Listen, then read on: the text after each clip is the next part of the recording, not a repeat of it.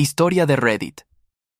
Descubrí que mi esposa, con quien llevo 7 años de casado, me está engañando. Ella no sabe que yo lo sé. Parte 3. Pensé que después del divorcio finalmente podría descansar, pero nuevas revelaciones, voces del pasado y heridas más profundas volvieron a abrirse justo cuando creía haberlo superado. Para ponerlos en contexto, les contaré qué pasó en la parte anterior. En la parte anterior les conté cómo, después de descubrir la infidelidad de mi esposa, inicié el proceso de divorcio. A pesar de todo el dolor, comencé a sanar. Cerré ciclos, recuperé espacios y empecé a sentirme libre por primera vez en mucho tiempo. Pero justo cuando pensaba que todo estaba terminando, aparecieron nuevas señales que lo cambiarían todo. Así continúa mi historia. Han pasado algunos meses desde la última vez que supe de Emily. El divorcio fue finalizado, nuestros caminos se separaron, y aunque el dolor seguía ahí, empecé a sentirme más ligero. Me mudé a una nueva casa, mucho más pequeña, pero acogedora. Empecé a retomar antiguos pasatiempos. Leía más, salía a correr, dormía mejor. Pensé que ya había pasado lo peor. Pero entonces sucedió algo extraño. Recibí una llamada de un número desconocido. No suelo responder, pero algo me impulsó a hacerlo. Era la hermana de John. Al principio dudé si debía seguir escuchando, pero su tono era serio, casi urgente. Me dijo que necesitaba hablar conmigo en persona. Le pregunté por qué. Solo dijo, es sobre Emily, y sobre lo que de verdad pasó. Quedamos en vernos en un café céntrico. Llegó puntual, sola, con una carpeta en la mano. Se presentó formalmente y me pidió disculpas por la situación. Dijo que no quería involucrarse al principio, pero que después de ver lo que su hermano había hecho y cómo Emily había sido manipulada, decidió que era hora de hablar. Me contó cosas que no sabía. Que John tenía un historial de relaciones extramatrimoniales con varias empleadas. Que era carismático, convincente, pero tóxico. Que usaba su poder para envolver a mujeres jóvenes, haciéndoles creer que sentía algo real, cuando en realidad era solo un juego para él. Me dijo que Emily no fue la primera, ni sería la última. Yo la escuchaba con el corazón latiendo fuerte. Parte de mí no quería justificar a Emily.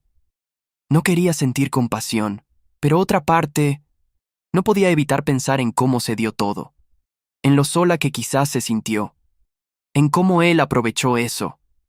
Ella abrió la carpeta y me mostró correos, capturas, mensajes entre John y otros nombres. Todo con el mismo patrón: adulaciones, citas a escondidas, promesas vacías. Me mostró un correo en particular donde él se burlaba de las esposas crédulas, que nunca sospechaban. Sentí un nudo en el estómago. Le agradecí por mostrarme eso. Ella me dijo que Emily estaba en terapia intensiva, que había caído en una depresión profunda después de que yo la dejara, que no comía bien, que estaba medicada, que no se lo decía para manipularme, sino porque creía que yo merecía saber toda la verdad. Salí del café sin saber qué pensar. Estuve caminando por la ciudad sin rumbo por más de 1 hora. Sentía el cuerpo pesado, como si hubiera recibido un golpe en el pecho. No porque sintiera lástima por Emily, sino porque, en el fondo, una parte de mí seguía buscando sentido a todo esto. Volví a casa al atardecer. No encendí las luces. Me senté en el sofá, en la penumbra, mirando cómo la luz desaparecía lentamente por la ventana. Recordé todo. Nuestra boda, las risas, las canciones tontas que cantábamos mientras cocinábamos. Me pregunté cuántas cosas habían sido reales y cuántas solo proyecciones de mi esperanza. Esa noche dormí mal. Me desperté varias veces. Soñé con ella. En el sueño me pedía perdón y me abrazaba. Me decía que todo había sido un error. Me desperté sudando, con el corazón acelerado, sintiéndome vacío. Pasaron unos días sin novedades. Me sumergí en el trabajo, ignorando los pensamientos que volvían sin permiso. Pero entonces recibí un mensaje inesperado. Era de Beth. Me escribió para pedirme que escuchara algo. Que había grabado una llamada con Emily durante una de sus crisis. Me dijo que no buscaba reconciliación, solo que entendiera lo rota que había quedado. Le respondí que no quería saber nada. Ella insistió.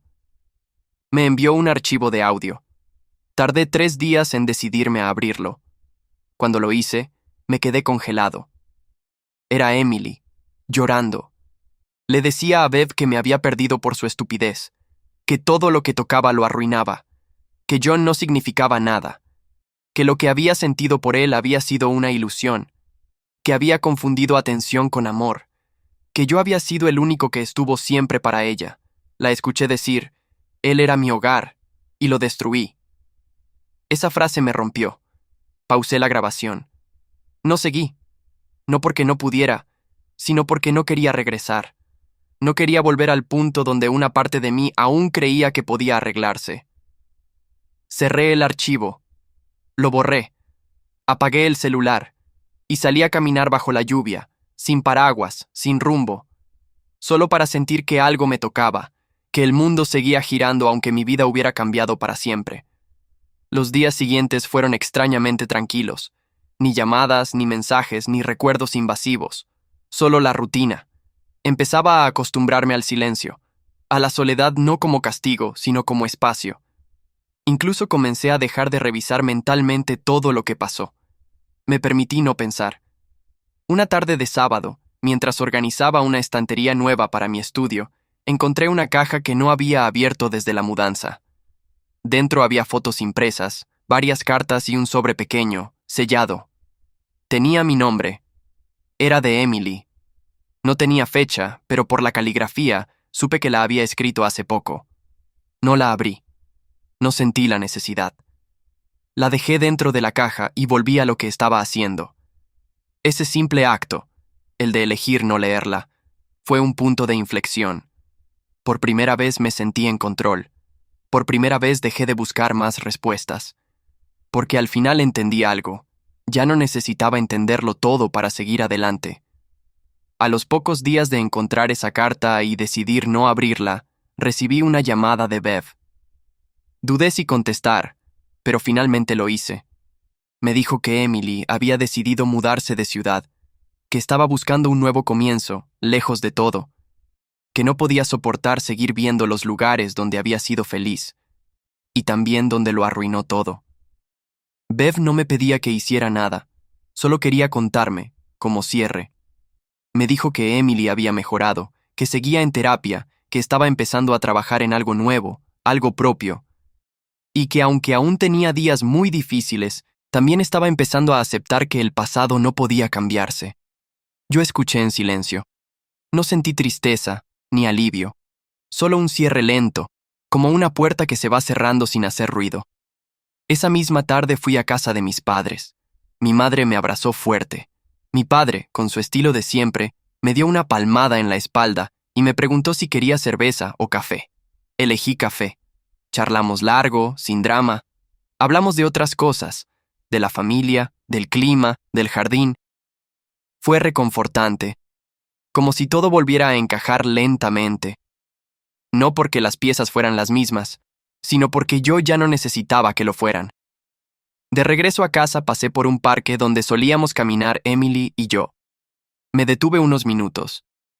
Observé una pareja joven sentada en una banca, riendo con despreocupación. Me vi reflejado en ellos, pero no con amargura, solo con cierta nostalgia suave, como cuando uno recuerda un libro que ya terminó. Días después me encontré con Jim en un café. Charlamos de todo un poco. En un momento se quedó en silencio y luego me dijo, «Oye, no sé si estás listo para esto, pero hay alguien que quiere conocerte». Le pregunté quién. Me dijo que era una amiga suya, que sabía mi historia, pero no me juzgaba, que había pasado por algo similar, y que quizás hablar con ella me haría bien. Le agradecí la intención, pero le dije que aún no, que estaba bien solo, que necesitaba estar conmigo un tiempo más. Jim no insistió. Me dio una sonrisa cómplice y cambiamos de tema.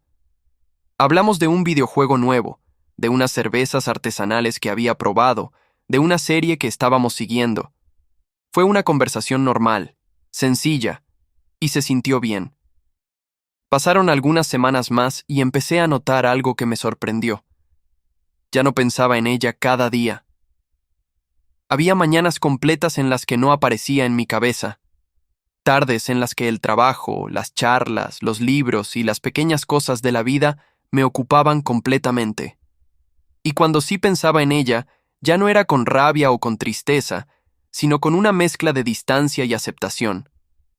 En una de esas tardes, decidí sacar a pasear al perro de mis padres, algo que hacía con Emily de vez en cuando. Me gustaba esa rutina: parque, sol, el sonido de los árboles. El perro correteaba mientras yo pensaba en todo lo que había cambiado en tan poco tiempo.